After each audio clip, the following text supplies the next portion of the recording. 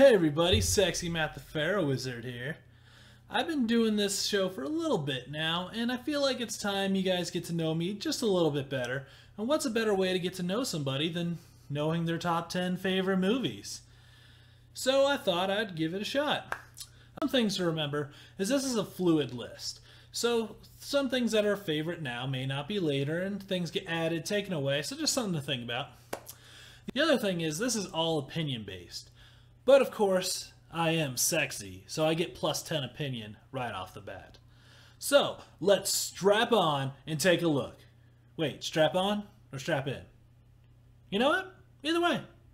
Either way. Number 10, That Thing You Do. So we're going to start the countdown off with a more, let's say, forgotten movie. Except for maybe in my mom's case, who got sick and tired of me replaying this movie over and over again. The movie is based around a fictional one-hit wonder band from the 60s, and I just love it. I think it plays to my inner rock star and just the hopes that I can make it big one day. But yeah, it's just great. It's written and directed by Tom Hanks, who is, ridiculously talented. And the chemistry of the band and everything about this is great. And one thing I love in movies, especially in this one, is the attention to detail.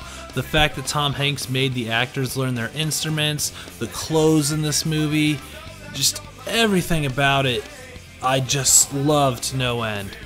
And also, the movie is great on its own, but if you ever get the chance, there's a version called the Tom Hanks cut, which is basically the director's cut, obviously, but it's even better. I love that version as well, but it's also good by itself, so check out either one, it's amazing. One little known fact about this movie is it's got Furiosa in it, and that's amazing. Number 9, Watchmen. It was a minor miracle that this movie was even made. It's a superhero movie with superheroes that aren't known to the general public. For it to be done right, it had to be rated R, it had to take place in an alternate 80s timeline. So they took this ridiculous idea that no studio would have normally touched, and then given it to an unknown director who's only had 2 movies under his belt, one of them being a minor hit. That director then hired nothing but no-name actors. Everything about this screams that the studio should have just stepped in, stopped it, or, Fantastic Four the fuck out of this movie. But by some grace of Cthulhu, this movie was made, and made perfectly. It feels like a comic book jumping off the page. Like, Zack Snyder's signature style just bleeds through on this and fits perfectly with the story. There are some people that complain about the ending being different, and I'm okay with it. To be honest, I thought it fit a little bit better.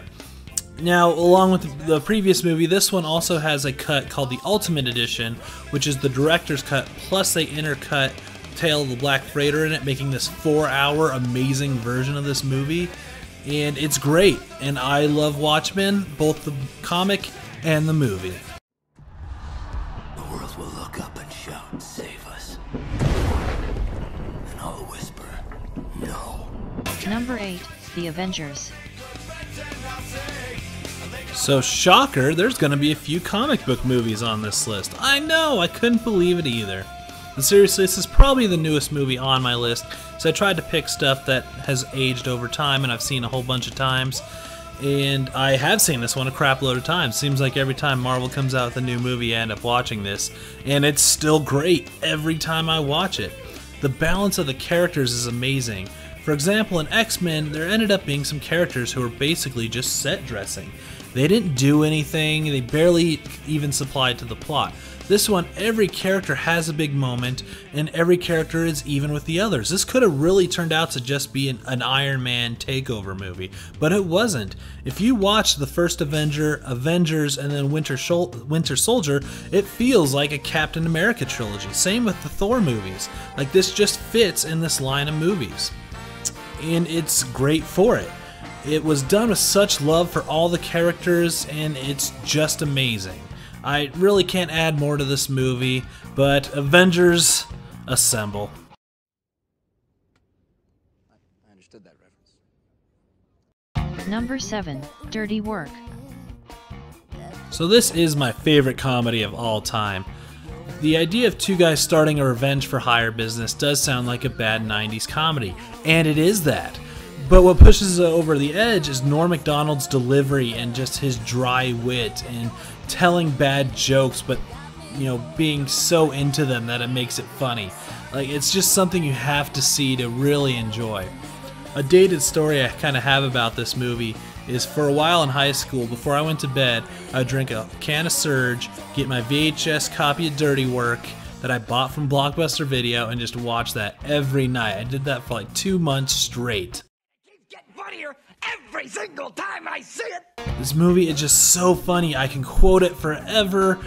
The bad jokes, the great jokes, it all just melts into this really shouldn't have been funny, but is amazing movie. If you haven't seen it, for sure check it out. I've never seen so many dead hookers in all my life.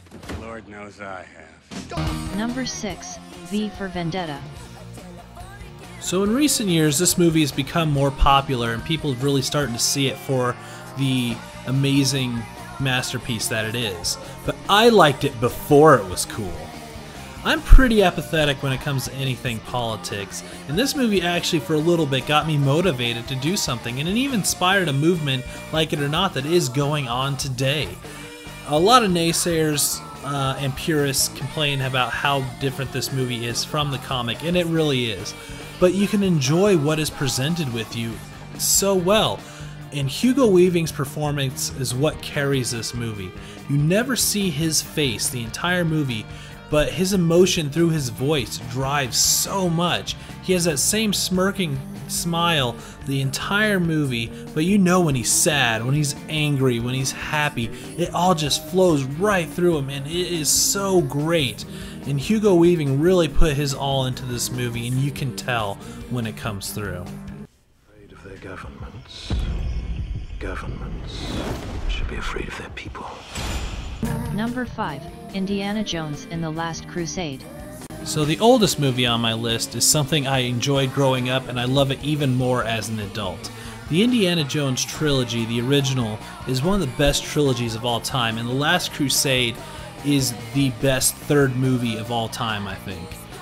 The whole movie is just a great mix of action and comedy and adventure. You're so engrossed that you don't notice the little weird things, like why is Indiana Jones' dad Scottish?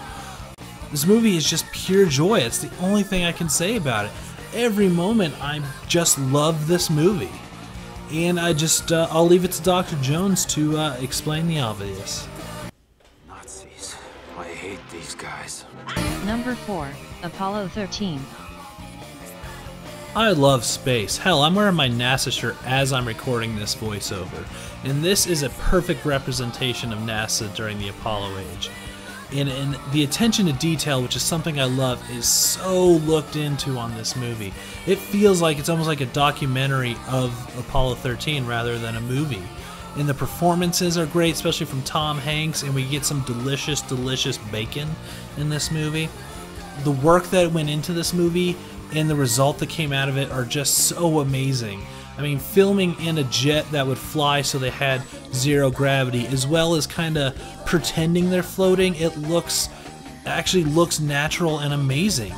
The way it switches between the spaceship and mission control and the wife, it all fits in so beautifully. And if you haven't seen this on Blu-ray yet, you got to check out the newest edition that came out. They didn't add any new content, but the way that it was encoded looks so beautiful, and the effects still hold up today. This is just a great movie.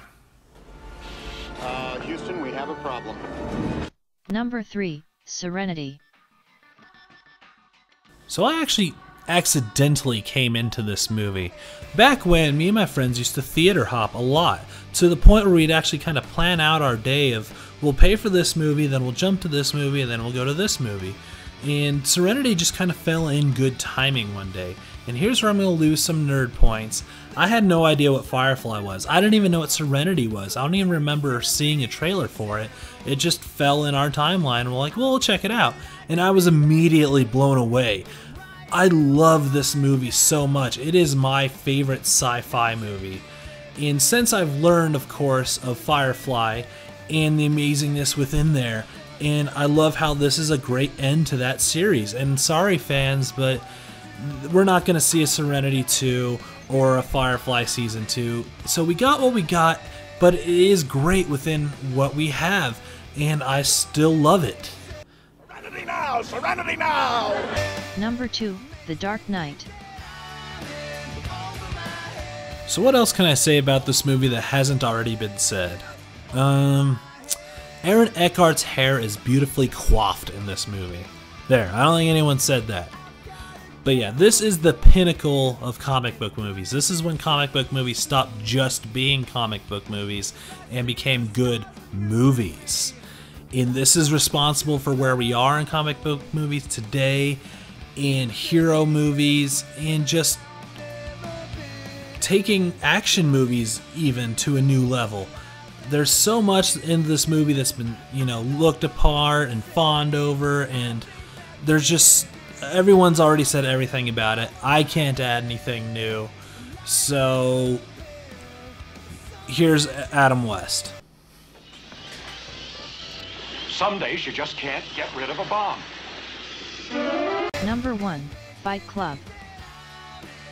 So recently I started kind of hearing that this is the bros movie. Like, you'll end up watching this at a fraternity at nonstop, which I guess kind of sucks that it falls into that culture, but it's an amazing piece of cinema and started my love of movies, Brad Pitt and Ed Norton. It's so beautifully put together, and I like to say movies that have a big twist in them have a motion that you'll go through. The first time you watch it, you get blown away by the twist. Second, and sometimes third times you watch a movie with a twist, you'll spend the whole movie looking for bits and pieces that make the twist fit. And by the fourth time you watch it, you're kind of bored. And I see that with The Sixth Sense, where you end up kind of noticing once you know the twist, the movie is just the build-up to the twist. Fight Club does not fall in that. It does have the big twist at the end, but it's got so many little nuances and bits and pieces you can tear apart with, like, theories, and just have your own thoughts and feelings about this movie.